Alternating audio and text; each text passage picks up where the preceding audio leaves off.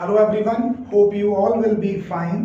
Today in this video we are going to continue our first chapter, that is physical world. तो last तक हमने जहाँ पे पढ़ लिया था कि हमारे पास फिजिक्स की कौन कौन सी ब्रांचेस हैं. After this we are going to continue with fundamental forces in nature and what are the laws of conservation. Now these two are the final topics of the first chapter, right? Now we know that our universe is made up of two things only. जो हमारा universe है वो सिर्फ दो चीजों से बना हुआ है. कौन कौन सी हैं दो चीजें? वो या तो एनर्जी है हमारे पास which flows in form of radiations.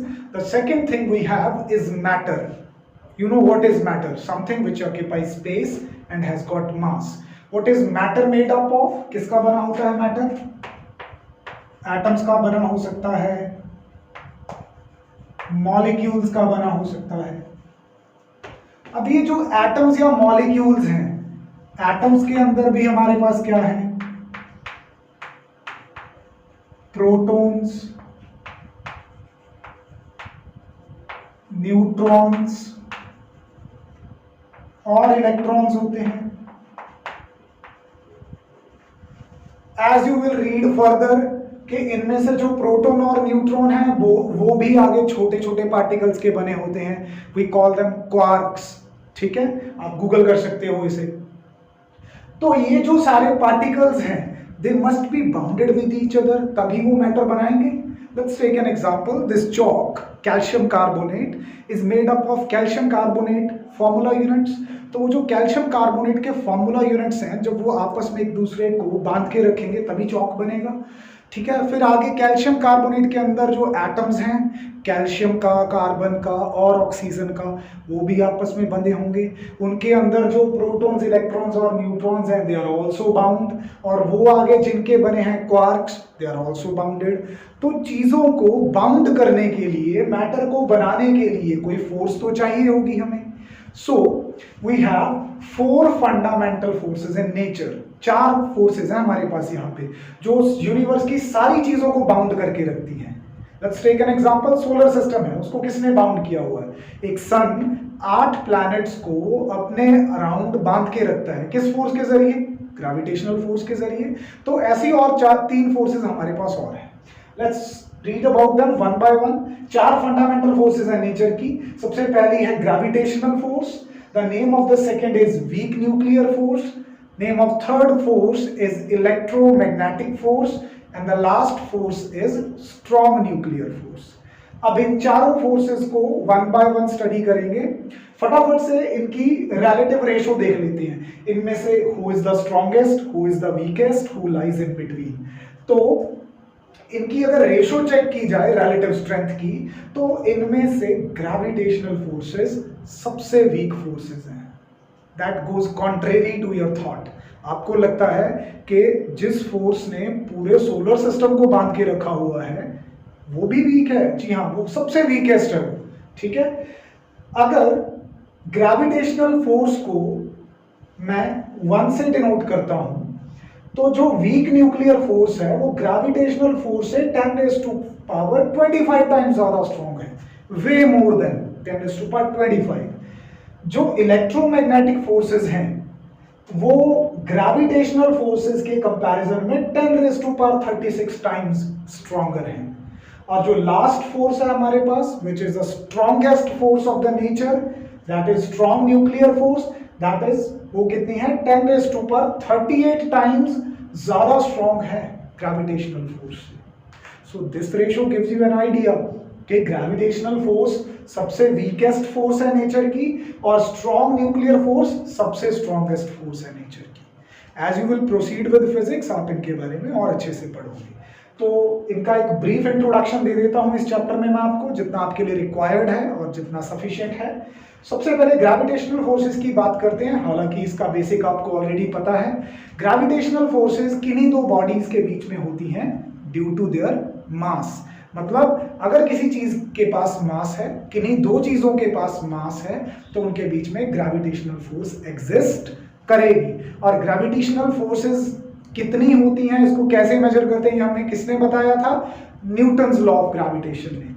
Universal law of gravitation क्या कहता था वो? Force is equal to gravitational constant times mass of first body into mass of second body divided by square of distance between their centres.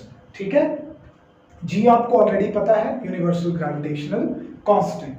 अब gravitational forces की कुछ properties देख लेते हैं, एग्जाम में हर बार पूछी जाती है, ये one of the important question.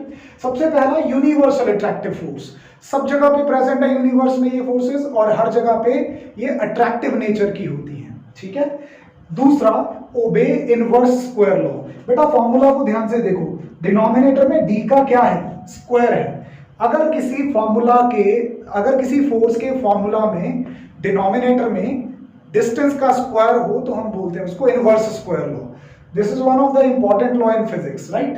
तो ग्रेविटेशनल फोर्सेस जो है वो इनवर्स स्क्वायर लॉ को फॉलो करती हैं because they are square in their denominator. ये नेचर में क्या होती हैं? कंजर्वेटिव होती हैं।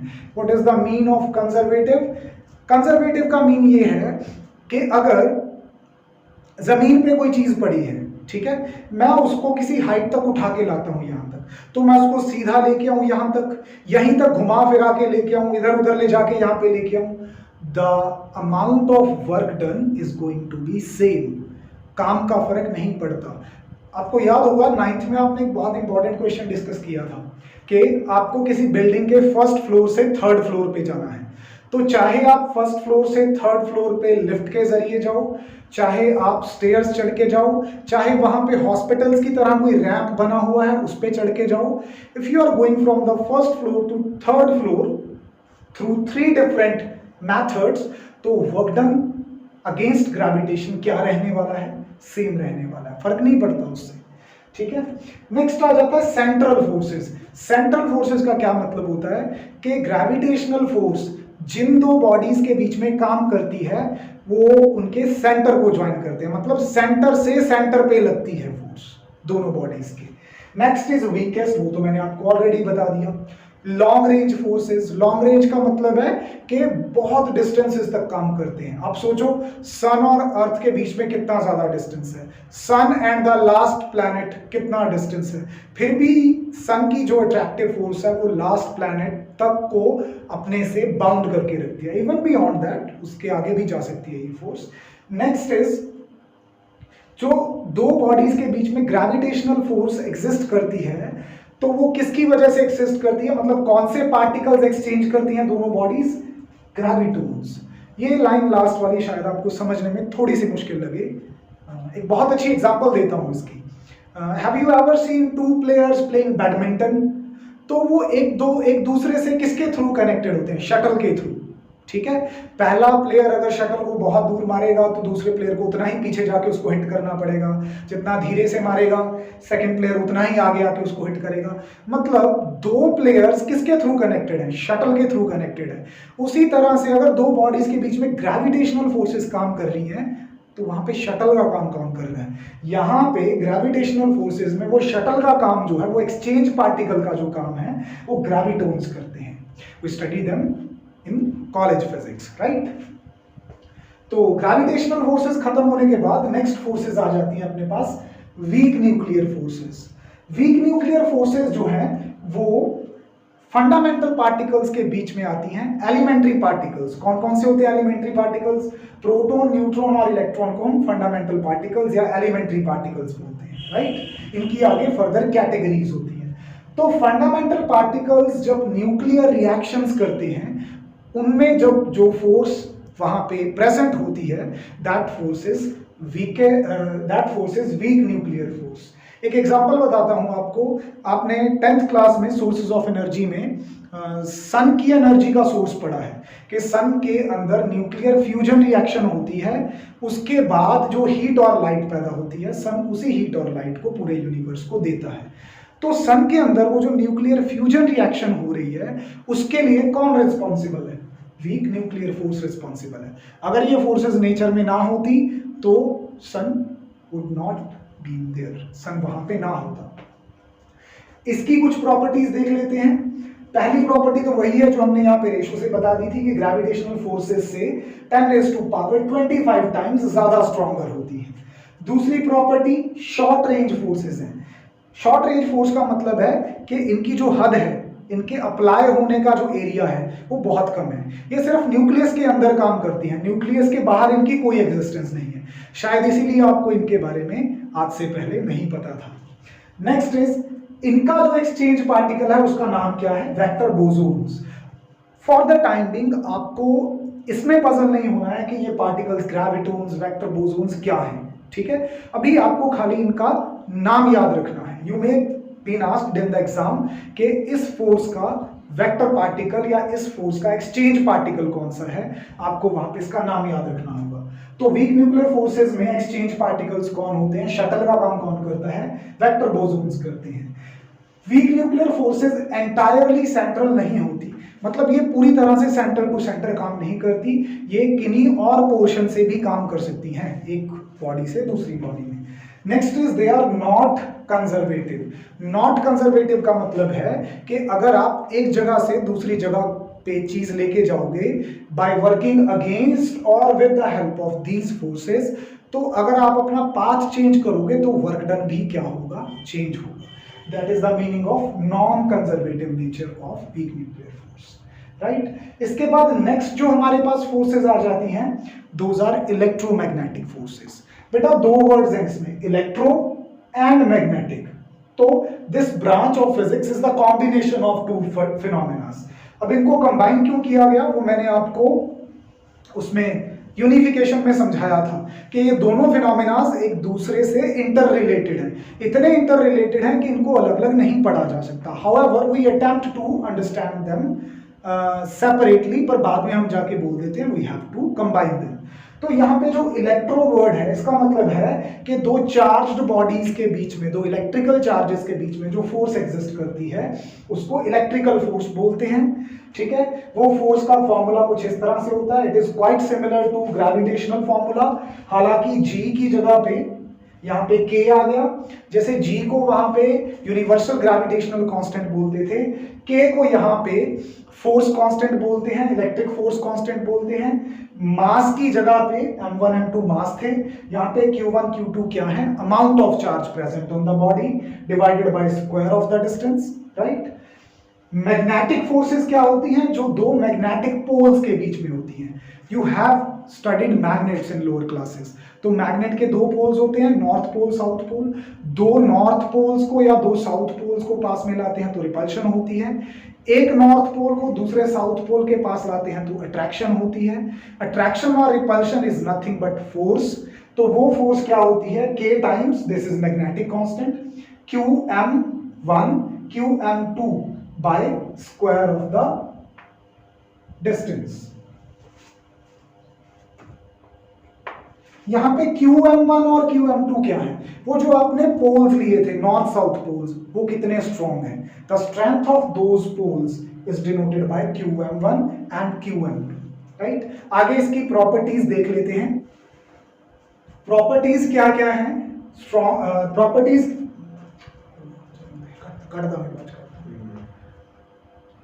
तो प्रॉपर्टीज क्या क्या है इलेक्ट्रोमैग्नेटिक फोर्सेस की? सबसे पहली प्रॉपर्टी है these forces may be attractive or may be repulsive. You know that कि मैग्नेट्स के दोनों पोल्स जो होते हैं वो सिमिलर पोल्स को रिपेल करते हैं और डिसिमिलर पोल्स को अट्रैक्ट करते हैं। नॉर्थ नॉर्थ को रिपेल करता है, साउथ साउथ को रिपेल करता है, नॉर्थ साउथ को क्या करता है? अट्रैक्ट करता है। बिल्कुल उसी तरह से दो पॉजिटिव चार्ज आपस में रिपेल करते हैं एक दूसरे को, दो नेगेटिव चार्ज भी एक दूसरे को रिपेल करते हैं, बट एक पॉजिटिव चार्ज दूसरे नेगेटिव चार्ज को अट्रैक्ट करता है। Next is they obey inverse square law. You see in their formulas, यहाँ पे भी d square है, यहाँ पे भी d square है। As I told you कि जिनके फॉर्मूला में डिनोमिनेटर में डिस्टेंस का स्क्वायर होता है, मतलब वो इनवर्स स्क्वायर लॉ को क्या करती हैं? फॉलो करती हैं। Next is long range forces. ये फोर्सेस भी लॉन्ग रेंज हैं, मतलब बहुत कम डिस्टेंस पे भी काम करती हैं, बहुत ज्यादा डिस्टेंस पे भी काम करती हैं। Next is central forces.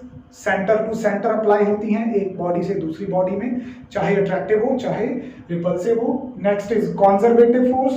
Conservative force का मतलब है कि एक जगह से दूसरी जगह पे जब आप किसी चीज को डिस्प्लेस करते हो अंडर और against the effect of electromagnetic force, तो आपके पाथ बदलने से वर्क डन नहीं बदलता, उतना ही रहता है।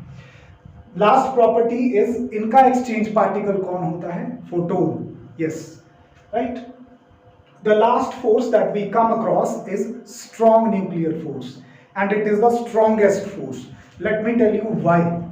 I told you कि दो सिमिलर चार्ज एक दूसरे को क्या करते हैं? रिपेल करते हैं. Now from 9th and 10th standard you know that कि एटम के अंदर न्यूक्लियस होता है जिसके अंदर प्रोटॉन्स होते हैं. न्यूक्लियस का साइज बहुत कम होता है.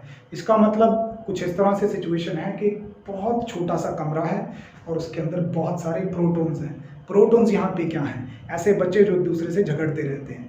फिर भी वो इतनी छोटी सी जगह में कैसे रह पाते हैं? इसका मतलब उनके बीच में रिपल्शन है, तो उनको तो बाहर आ जाना चाहिए था न्यूक्लियस से. न्यूक्लियस को फाड़ के बाहर आ जाना चाहिए था, बट ऐसा नहीं होता. They remain stable inside the nucleus. कैसा पॉसिबल हो पाता है? ये पॉसिबल हो पाता है ड्यू टू दीज फोर्सेस. ठीक है, मतलब दो प्रोटॉन्स के बीच में कूलम या इलेक्ट्रोमैग्नेटिक इलेक्ट्रोस्टैटिक रिपल्शन होने के बावजूद भी स्ट्रॉन्ग न्यूक्लियर फोर्स उनको बांध के रखती है. ठीक है, तो इसकी डेफिनेशन भी वही है. ऐसी फोर्स जो न्यूक्लियस के अंदर न्यूट्रॉन्स और प्रोटॉन्स को आपस में बांध के रखे उसको स्ट्रॉन्ग न्यूक्लियर फोर्स बोलते हैं. ठीक है, स्ट्रॉन्गेस्ट फोर्स है नेचर की, शॉर्ट रेंज फोर्स है. इसको भी हम सिर्फ कहाँ पे ऑब्जर्व करते हैं? Only inside nucleus. सिर्फ न्यूक्लियस के अंदर ही ऑब्जर्व करते हैं. हमारी डेली लाइफ में ये नहीं देखने में मिलती. नेक्स्ट इज, ये फोर्स बेसिकली तो अट्रैक्टिव है जैसे मैंने आपको बताया, पर आप एक बात सोचो कि अगर सिर्फ अट्रैक्टिव होती तो दो प्रोटॉन्स एक दूसरे से टकरा के कोलैप्स ना कर जाते. इसका मतलब ये है कि अट्रैक्ट करती तो है दो पार्टिकल्स के बीच में, अट्रैक्शन तो पैदा करती है, पर एक लिमिट तक. जैसे इतना पास ला दिया, बस इससे नजदीक नहीं आने देगी, अदरवाइज वो कोलैप्स कर जाएंगे, डैमेज कर देंगे. ठीक है, तो फोर्स तो बेसिकली अट्रैक्टिव है, पर अगर डिस्टेंस एक लिमिट से कम हो जाए, और वो लिमिट क्या है? 0.5 फर्मी. फर्मी शायद आपने पहली बार सुना हो, पर it lies in the same category जैसे डेसी सेंटीमिली होता है. एक फर्मी का मतलब 10⁻⁻15 मीटर होता है, बहुत छोटी अमाउंट है. तो 0.5 फर्मी से जब भी डिस्टेंस कम होगा तो ये फोर्स रिपल्सिव हो जाएगी, ताकि प्रोटॉन्स आपस में टकरा के डिस्ट्रक्ट ना हो जाएं. चार्ज इंडिपेंडेंट है. चार्ज इंडिपेंडेंट का मतलब है कि एक प्रोटॉन दूसरे प्रोटॉन पे जितनी फोर्स लगा रहा है, एक प्रोटॉन दूसरे न्यूट्रॉन पे भी उतनी फोर्स लगा रहा है. यहाँ पे चार्ज की वजह से फर्क नहीं पड़ेगा कि न्यूट्रॉन के ऊपर चार्ज नहीं है, प्रोटॉन के ऊपर चार्ज है. Force among them is going to be same. Do not obey inverse square law, मतलब इसका जो भी हायर लेवल फिजिक्स पे फॉर्मूला होगा कॉलेज फिजिक्स में, तो जो डिनोमिनेटर होगा उसमें डिस्टेंस का स्क्वायर नहीं होगा. पावर 3 हो सकती है, पावर 4, पावर 5, पावर 6, मतलब पावर ग्रेटर देन 2 होती है, इट इज सर्टेन. तो ये इनवर्स स्क्वायर लॉ को ओबे नहीं करता. और जब दो बॉडीज के बीच में, जब दो प्रोटॉन्स या दो न्यूट्रॉन्स या एक प्रोटॉन और न्यूट्रॉन के बीच में स्ट्रॉन्ग न्यूक्लियर फोर्स एग्जिस्ट करती है, तो वहां पे एक्सचेंज पार्टिकल कौन होता है? उसका नाम है पाई मेसॉन. बस आपको इसका नाम याद रखना है. That's all about the 4 fundamental forces which binds all the matter in this universe. अगर ये ना होते तो यूनिवर्स को ऐसे बांध के रखना, मैटर की कल्पना करना मुश्किल होता. The next topic that we are going to talk about is the last topic of this chapter, and that is conservation laws. बेटा, जब भी कोई केमिकल प्रोसेस होती है केमिस्ट्री में, तो आप पढ़ते हो वहाँ पे कि कोई केमिकल प्रोसेस के दौरान जो मास था वो कंजर्व रहा, या कोई और चीज़ थी उसकी कंजर्वेशन रही. आपने लॉज ऑफ मोशन चैप्टर में 9th स्टैंडर्ड में firing A bullet from the gun की एग्जांपल पढ़ी है, जहाँ पे आपने law of conservation of momentum पढ़ा था. तो उसी तरह से जब भी हमारे यूनिवर्स में कोई भी फिजिकल प्रोसेस होती है तो उसमें कुछ क्वांटिटीज कंजर्व रहती हैं. ठीक है, 4 बेसिक लॉ ऑफ कंजर्वेशन है हमारे पास. किस किस चीज के? एक तो एनर्जी की कंजर्वेशन है, दूसरा चार्ज का कंजर्वेशन है, लीनियर मोमेंटम का कंजर्वेशन है, एंगुलर मोमेंटम का कंजर्वेशन है. +1 में आके मोमेंटम जो है वो 2 तरह का पढ़ते हैं. हालांकि लीनियर मोमेंटम को आपने 9th स्टैंडर्ड में एक बार पढ़ा है. यहाँ पे एंगुलर मोमेंटम आपके लिए नई टर्म है. तो कंजर्वेशन, इन चारों चीजों की वन बाय वन डिस्कस कर लेते हैं। कंजर्वेशन वर्ड का मतलब होता है कि किसी चीज को ना तो कम होने देना ना बढ़ने देना, उसको संभाल के रखना। तो सबसे पहला लॉ आता है law of conservation of energy, which is quite intuitive. हमें पता है कि जब भी कोई प्रोसेस होती है, केमिकल प्रोसेस या फिजिकल प्रोसेस, उसके अंदर जो टोटल एनर्जी है आइसोलेटेड सिस्टम की, वो सेम रहती है। कई बार पढ़ा है हमने इसको। जैसे फॉर एग्जांपल आपके कमरे में जो फैन लगा हुआ है, इट टर्न्स ऑन इलेक्ट्रिसिटी, तो आप क्या कहोगे कि फैन जो है वो इलेक्ट्रिक एनर्जी को कंज्यूम करता है और हमें क्या दे देता है, विंड एनर्जी। जितनी इलेक्ट्रिक एनर्जी उसको मिलेगी वो उतनी ही विंड एनर्जी हमें देता जाएगा। This is the best example. ठीक है। आइसोलेटेड सिस्टम का भी पता होगा आपको। आइसोलेटेड सिस्टम का मतलब होता है ऐसा सिस्टम जिसका बाहर की दुनिया से कोई लिंक ना हो, मतलब जिसको आप बाहर से डिस्टर्ब ना कर रहे हो, right. Law of conservation of charge आ जाता है। ठीक है। इसके अंदर क्या होता है, सिमिलर डेफिनेशन है, charge on a body can not be created, can neither be created nor be destroyed. कोई आइसोलेटेड सिस्टम है, ठीक है, उसमें चार्ज ना तो वहां पे क्रिएट कर सकते हो आप, ना उसको डिस्ट्रॉय कर सकते हो।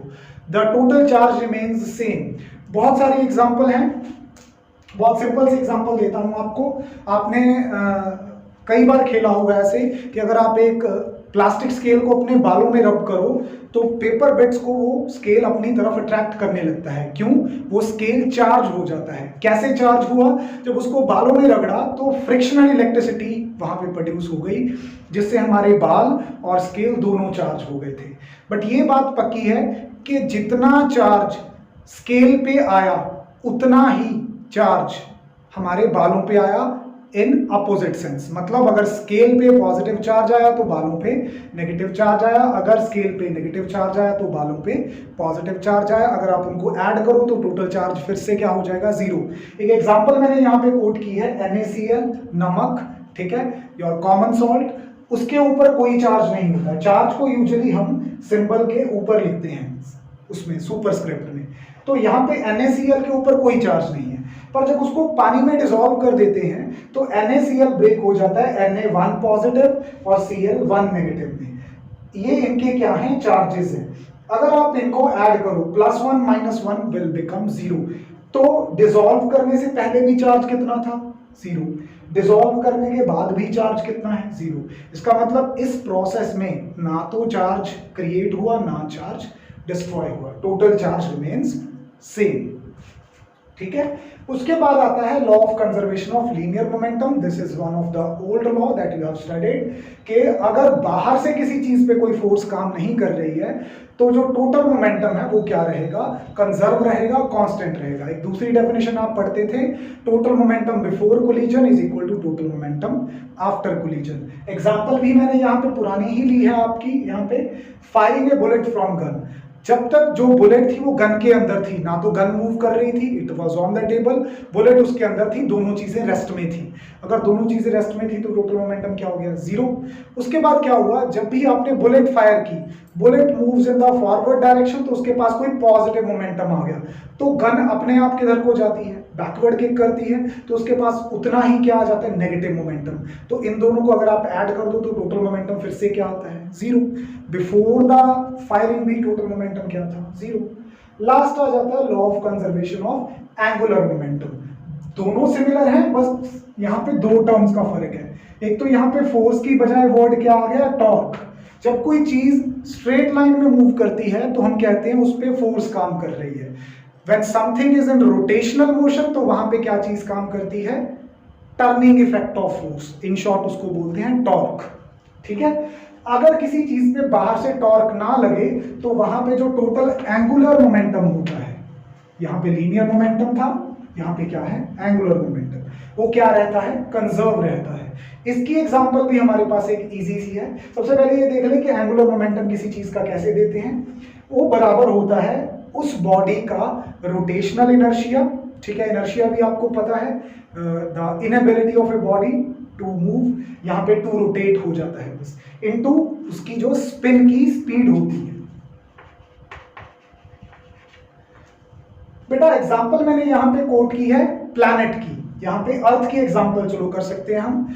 अर्थ जो है सन के अराउंड एलिप्टिकल पाथ में घूमती है, केपलर फर्स्ट लॉ ने बता दिया था हमें 9th स्टैंडर्ड में। तो जब वो प्लैनेट सन के अराउंड घूमता है तो कभी वो सन से दूर होता है, कभी वो सन के पास होता है। जब वो सन के पास आता है तो अपने आप को सन में फॉल करने से बचाने के लिए अपनी स्पिन को क्या कर लेता है, इंक्रीज कर लेता है। मतलब सन के पास आने से अगर उसका इनर्शिया कम हो जाएगा, राइट, तो अपने एंगुलर मोमेंटम को सेम रखने के लिए उसको अपनी स्पीड क्या करनी पड़ेगी, इंक्रीज करनी पड़ेगी।